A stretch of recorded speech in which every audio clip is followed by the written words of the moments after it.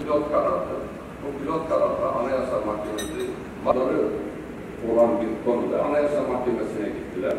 Basın ilan kurumunun dayandığı bu basın ahlak esasları konusunda dayandığı yasa 49. madde bu hususlarda yetersizdir.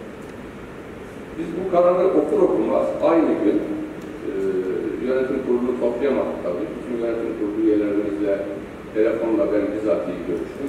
Ve bu İstanbul'da da, Tekirdağ'da da, Hakkari'de de her neyse 953 gazetenin tamamını. Ben bu toplantıların, bölge toplantılarının 8'ine bilfiil katıldım. 3'üne de Genel Müdür Yardımcımız Van, Diyarbakır ve Malatya olmak üzere Genel Müdür Yardımcım katıldılar. Biz gazeteciliği bir gönül işi olarak görüyoruz. Bir yüce meslek olarak görüyoruz. Ama gerçekten gözlerimiz artık gerçek gazetecileri arar oldu. Değişen dünyada bütün medyanın bir dönüşüm süreci yaşanıyor. Biz bu dönüşüme gözümüzü kapatamayız. Biz bu süreçten kendimizi müstahni göremeyiz. Görmememiz lazım. Yeni bir mecra çıktı. Tıpkı matbaanın Türkiye'ye ilk gelişindeki gibi matbaa makinelerine karşı hattatların gösterdiği tepki şimdi kaderin bir cilvesi iş tersine döndü. Bu sefer matbaacılar dijitale karşı hattatların gösterdiği refleksi gösteriyorlar. Bunun böyle olmayacağını düşünüyoruz, olamayacağını düşünüyoruz. Mutlaka yeni düzene ayak uydurmamız gerektiğini düşünüyoruz ve bunun için de bir takım hamleler yapıyoruz.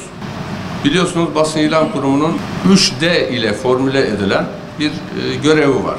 Düzenleme, destekleme ve denetleme. Düzenleme ve destekleme ile ilgili sırasıyla söylüyorum. Düzenlemede bir sorun yok. Desteklemede biraz sıkıntılar çıkıyor ama daha doğrusu böyle ifade ediliyor. Denetlemeye gelince çok ciddi bir tepkiyle karşılaşıyoruz. Ama Basın İlan Kurumu'nun kuruluş amacı da budur. Son dönemde Basın İlan Kurumu 3 konuyla gündeme çok gelmeye başladı. Birisi bu denetleme hususunda. Basının üzerine gidiliyor, gazeteler kapatılma noktasına geldi.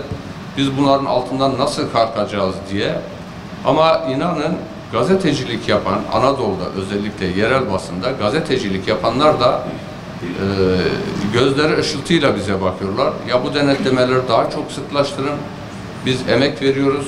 Hakikaten bir de emeğimiz çalınan, paramıza ortak olunan gazeteciler var. Gazete demeye 1000 şahit lazım. İçerik olarak, kadro olarak, dağıtım olarak, baskı olarak denetlemelerde çok fena halde bir tabloyla karşılaştık. Bu konuda ilk defa da biz iğneyi kendimize batırdık. Sizleri temsilen 12 temsilciniz var genel kurulda. 12'si hükümet, 12'si tarafsızlar grubundan oluşur. Biz kendimizden başladık. Durum fecaat çıktı. Basında okumuşsunuzdur. Orada burada tekrar ben onları burada tekrar etmeyeyim. Baskı adedi 1/10 düşük. Satış neredeyse yok. Abonelerle şişirilmiş bir satış rakamları. Kadrolar işte sekreterinden tutun şoförüne kadar orada kadro gösterilerek duruma vaziyet ediliyor. Tabii bu bizim görevimizi yapmamızı engelleyen şeyler ve bugüne kadar ihmal edilmiş olabilir ama biz bu görevlerimizi yerine getireceğiz.